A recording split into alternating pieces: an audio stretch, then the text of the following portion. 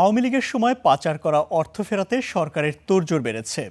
৪২ ব্যক্তি ও প্রতিষ্ঠানের বিদেশে থাকা সম্পদ অনুসন্ধানের কাজ শুরু করেছে ৮টি বিদেশি ল ফার্ম। অভিযুক্ত ব্যক্তি প্রতিষ্ঠানের সবাই বিভিন্ন ব্যাংকে ২০০ কোটি টাকার বেশি ঋণ খেলাপি বলে জানিয়েছে বাংলাদেশ ব্যাংক। বিকেলের সব ইস্যুতে ব্যাংকের এমডিদের সঙ্গে বৈঠকে বসছেন গভর্নর। আওয়ামী শাসনামলে দেশের ব্যাংকিং খাত থেকে ঋণের নামে বের করে নেওয়া হয় লাখ লাখ কোটি টাকা। এই অর্থের বড় অংশই বিদেশে পাচারের অভিযোগ আছে। অন্তর্বর্তী সরকারের শ্বেতপত্র প্রণয়ন কমিটির প্রতিবেদন অনুযায়ী হাসিনা আমলে দেশ থেকে পাচার হয়েছে $234 বিলিয়ন। জুলাই আগস্ট গণঅভ্যুত্থানের পর পাচার হওয়া টাকা ফেরাতে টাস্ক ফোর্স গঠন করে বাংলাদেশ ব্যাংক।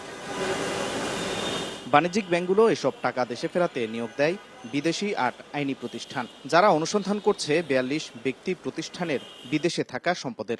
এই ৪২ ব্যক্তি প্রতিষ্ঠানের সবাই বাংলাদেশের বিভিন্ন ব্যাংকে ২০০ কোটি টাকার বেশি ঋণ খেলাপি। প্রায় ৪২টি ব্যাংকের সাথে আমরা আলোচনা করতে বসছি।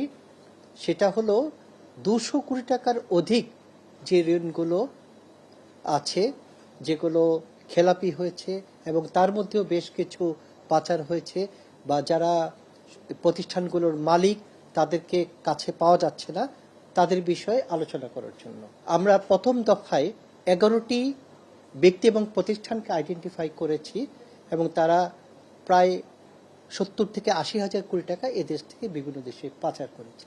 এদিকে পাচারের টাকা দেশে ফেরানোর অগ্রগতি নিয়ে আলোচনা করতে বাংলাদেশ ব্যাংকের গভর্নরের সাথে বৈঠক করছেন ৩৮ বাণিজ্যিক ব্যাংকের শীর্ষ নির্বাহীরা। Waled Sakib, star news, Dhaka.